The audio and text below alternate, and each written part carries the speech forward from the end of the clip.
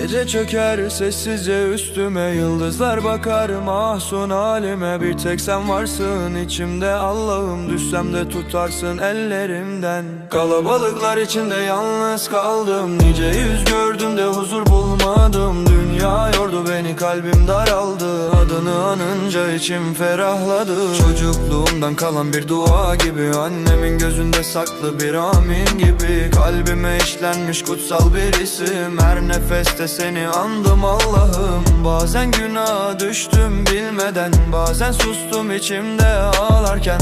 Ama ne zaman secdeye varsam rahmetin sardı beni yeniden. Kırık dökük geldim kapına, affını yaz ne olur alnıma.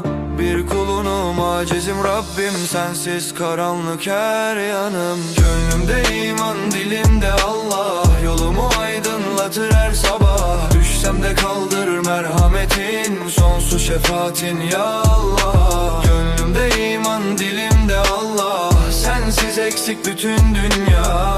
Bir secdede huzuru buldum, kalbimde tek gerçek ya Allah. Bir yağmur yağar bazen içime, sanki rahmetin er gönlüme.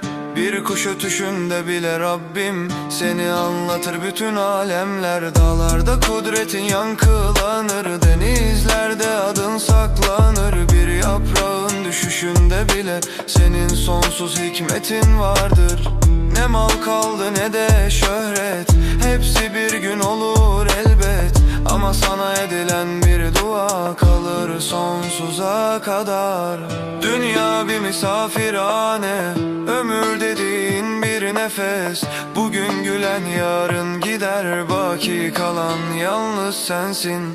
Kabir sessiz, gece derin, İnsan orada kalır bir tek. Ne dost gelir ne de servet, ameller konuşur ancak. Gönlümde iman, dilimde Allah, kalbim secdede her akşam. Bir damla rahmetin yeter, yeter bana ya Rahman. Gönlümde iman, dilimde Allah, sensin ruhuma şifa. Adını andıkça dolar içime tarifsiz huzurla. Anne duası gibi sıcaksın, yetimin başında merhametsin.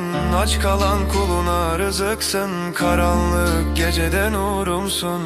Ne zaman gözüm dolsa benim, sessizce sana yönelirim. Kimse bilmez içimde olanı, bir tek sen duyarsın Rabbim. Beni bana bırakma Allah'ım, nefsime esir etme kalbimi. Son nefeste adın olsun dilimdeki son kelime. Bir gün gelir solar güller, bir gün diner tüm sevinçler. Ama sana açılan eller boş dönmez Allah'ım. İsterim ki son anımda bir ezan sesi yankılansın ve ruhum çıkarken bedenimden adını fısıldasın. Gönlümde iman, dilimde Allah, bu can sana emanet ya Rab. Affınla çıkayım huzuruna, bağışla beni ya Allah. Gönlümde iman, dilimde Allah, kabirde ışığım olsun Kur'an. Son nefeste şahit olsun herkes, sevdam yalnız sana Allah. La ilahe illallah, Muhammedun Resulullah. Kalbim